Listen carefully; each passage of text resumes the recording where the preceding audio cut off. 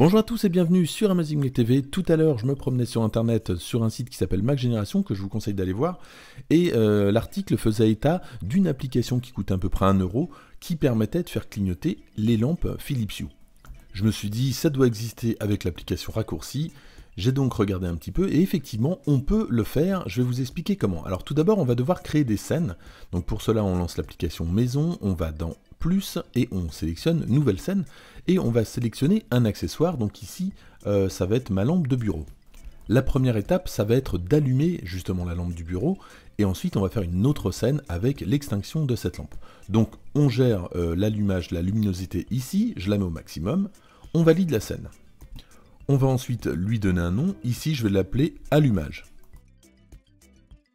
Et une fois que c'est fait, je vais donc faire la même chose, mais avec une scène qui éteint cette même lampe. Donc j'appuie sur le plus, je crée une nouvelle scène, je sélectionne mon accessoire, je valide sur OK, je mets la luminosité au minimum cette fois-ci, et il ne me reste plus qu'à lui donner un nom, et je vais l'appeler extinction.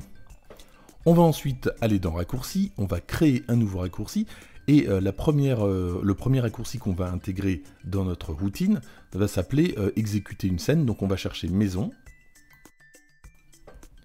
et on va trouver exécuter une scène maison.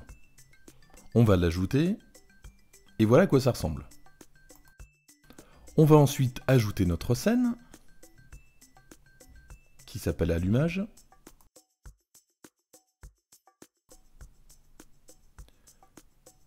Voilà qui se trouve là, donc je l'ajoute, et on va faire exactement la même chose, on va refaire une recherche, on va ajouter un raccourci, exécuter une scène maison.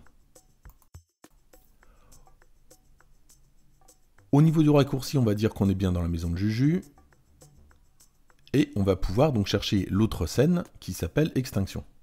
Alors ce qui est un petit peu dommage, c'est que j'ai pas réussi à répéter l'action plusieurs fois sans créer un nouveau raccourci.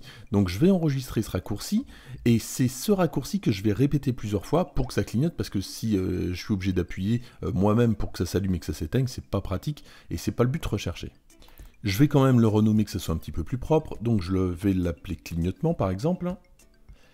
Donc ça sera mon premier raccourci et je vais donc créer un autre raccourci, une autre routine en fait, qui va lancer cette routine, mais en plusieurs fois. Je vais répéter l'action plusieurs fois.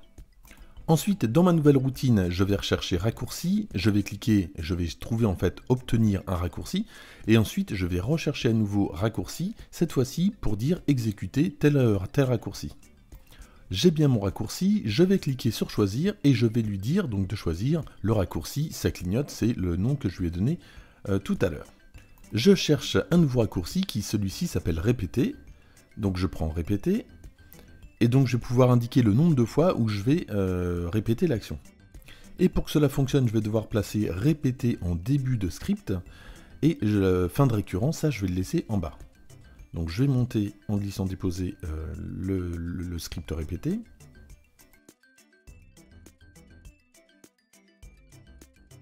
Et je vais descendre, fin de récurrence, et on est bon. Voilà, donc là, j'ai demandé à ce que la scène soit répétée 4 fois, donc ça va faire 4 clignotements. Ça a l'air de fonctionner en test, et puis pour vous le prouver, je vais tout de suite filmer ça, et on va voir ce que ça donne. Je clique donc sur mon raccourci, et voilà ce que ça donne, c'est parfait. On peut évidemment modifier certains paramètres, notamment l'attente, on peut entre 2 clignotements laisser 1 seconde, 2 secondes, c'est possible, et puis évidemment, donc ce que je vous disais, mettre un peu plus de clignotements s'il y a besoin. L'autre avantage, c'est qu'avec les raccourcis Siri, on va pouvoir lui dicter directement une commande vocale de notre choix, donc ça c'est pas mal aussi. Et puis on va pouvoir ajouter les raccourcis dans les widgets. Là aussi, on peut avoir un accès très facile à ce raccourci. Voilà pour cette vidéo, merci de l'avoir suivi. N'hésitez pas à me retrouver sur les réseaux, Twitter, Facebook, tout ce que vous voulez. Également, n'hésitez pas à partager cette vidéo si vous l'avez aimée, à la liker aussi, et puis à vous abonner. Et moi je vous dis à bientôt.